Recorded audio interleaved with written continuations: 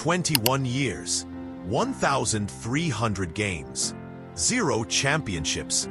But this summer, one of the greatest point guards in NBA history made a decision that might just rewrite the end of his story. The press room was packed, cameras rolled, and when Chris Paul stepped up to the mic, he didn't smile. He stared straight into the future. Back where it all started, back in Los Angeles. Only this time, he wasn't just chasing a title. He was chasing peace, legacy, and a final shot at glory. Chris Paul's NBA journey has always been steeped in drama, precision, and intensity. But in 2011, something magical happened. After years of brilliance in New Orleans, he was traded to the Los Angeles Lakers, or so he thought. In a now infamous moment, Commissioner David Stern vetoed the trade due to basketball reasons. That singular decision altered the course of NBA history. A few days later, CP3 landed with the other team in Los Angeles, the Clippers. Paired with Blake Griffin and DeAndre Jordan, the trio formed what would be known as Lob City, a high-flying, highlight machine unit that electrified fans and put the Clippers on the map. Chris brought structure to chaos. In the midst of alley-oops and fast breaks, he remained the floor general, the orchestrator. He led with surgical precision, controlling the tempo like a maestro. But as dazzling as Lob City was, it never broke through. Year after year, injuries, locker room friction, and untimely collapses haunted the team. They never made a conference finals, a stain on CP3's legacy that followed him for a decade. Still, it was in Los Angeles where Paul cemented his status as one of the best point guards in the league. 9 assists here, 20 points there, and lockdown defense every night. But titles matter, and the Clippers came up short. Let's go back briefly. When that Lakers trade was denied, CP3's entire reality shifted. He was supposed to run with Kobe Bryant. He was supposed to win titles in purple and gold. Instead, he was rerouted to a team with no championship pedigree. He didn't complain. He didn't sulk, but it hurt. Chris would later admit that the veto still lingers in his mind. Not with bitterness, but with acceptance. It changed his path. The Clippers became his new home, but it was never meant to be. And while Lob City was electric, the internal tension between Chris and Blake, Chris and coaches, and sometimes even Chris and himself, kept the team from reaching its ceiling. When he was traded to Houston in 2017, it felt like the end of a turbulent, brilliant, and ultimately incomplete chapter. In Houston, Chris Paul was reborn. He paired with James Harden and took the Rockets to the best record in the NBA. Their 2018 playoff run was one of the most dominant in recent memory, until it ended in heartbreak. In Game 5 of the Western Conference Finals against the Warriors, Paul was sensational. Mid-range daggers, defensive clamps, pure leadership. But late in the game, he pulled his hamstring. Without him, the Rockets lost Games 6 and 7, the latter featuring an infamous 27 missed threes. Chris Paul never made the finals with Houston. Injuries again, bad timing, missed windows. The point guard was starting to look like a what if? But he wasn't done. When the Suns acquired Paul in 2020, few expected much. He was older. Injuries had piled up. But what happened next was nothing short of miraculous.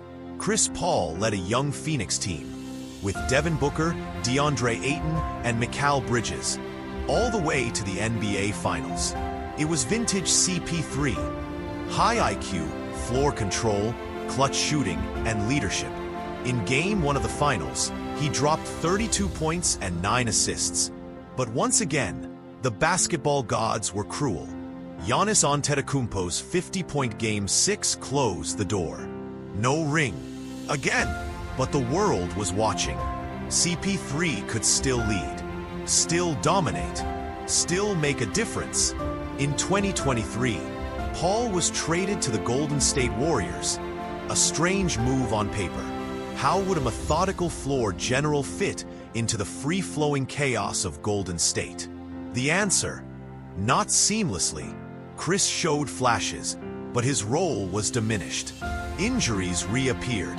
The team struggled. He became a bench piece, a far cry from the star he once was. Yet even in limited minutes, his value showed.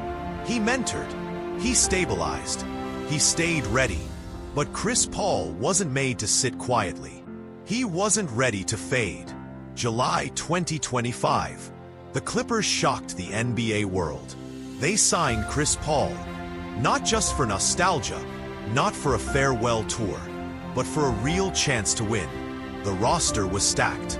Kawhi Leonard, James Harden, newly signed Bradley Beal, Brook Lopez anchoring the paint, and now CP3.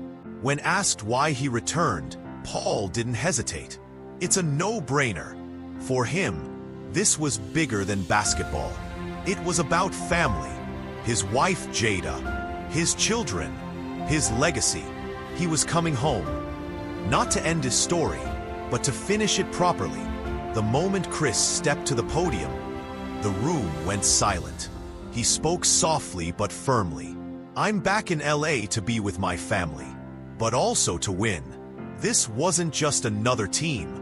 It was a return to a franchise he once helped build. But this time, the context was different.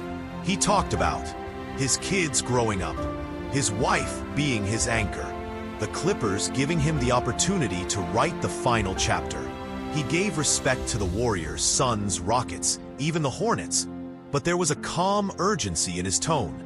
He wasn't just reflecting, he was preparing for war.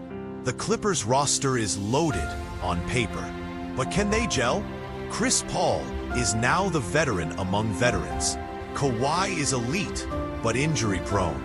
Harden has reinvented himself multiple times. Beal and Lopez bring firepower and defense. Paul said in the press conference, "I'm here to set the table. I've done it my whole life." And that's what he'll do. He won't score 25. He might not even play 35 minutes. But he'll guide, he'll direct, he'll hold guys accountable. And more than anything, he wants to win. This isn't Lob City. This is Legacy City.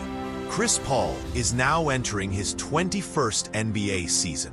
Only a handful of players have ever played this long, and fewer have remained productive. His career is a masterclass in mid-range mastery, elite playmaking, defensive IQ, leadership under pressure. He's a 12-time All-Star, 11-time All-NBA, 4-time assist champion, over 20,000 points, over 11,000 assists, a first-ballot Hall of Famer. And yet, no ring. That one missing piece still fuels him. And it's why he's here. This isn't just about adding a ring. It's about closure, about proving that greatness doesn't always mean loudness, that the best leaders don't scream, they lead by example. If Chris Paul wins a championship in 2026, it would be one of the greatest comeback endings in NBA history. From trade vetoes to playoff collapses, from injuries to nearly winning it all, this would be the final exclamation point. Not just for him, but for every underdog, every vet, every point guard waiting to be immortalized. Not every legend gets the ending they deserve, but sometimes fate gives you one more shot. Chris Paul is back in Los Angeles, not for headlines, not for applause, but for one final mission. This isn't a farewell tour. It's the last dance. And if it ends with a title, the story of Chris Paul might just become the most poetic redemption arc the NBA has ever seen. If you've made it this far, you know this isn't just another basketball story. It's about legacy, family, and a man chasing one last chance at greatness. So if you believe in second chances, if you believe the point guard deserves his crown, then join the journey. Hit that like button to support the story. Subscribe for more cinematic NBA documentaries just like this. And drop a comment. Do you think Chris Paul finally wins it all? Because this isn't the end of Chris Paul's story. It's the beginning of the final chapter. This is Underdog Hoops. And this is where legends are remembered,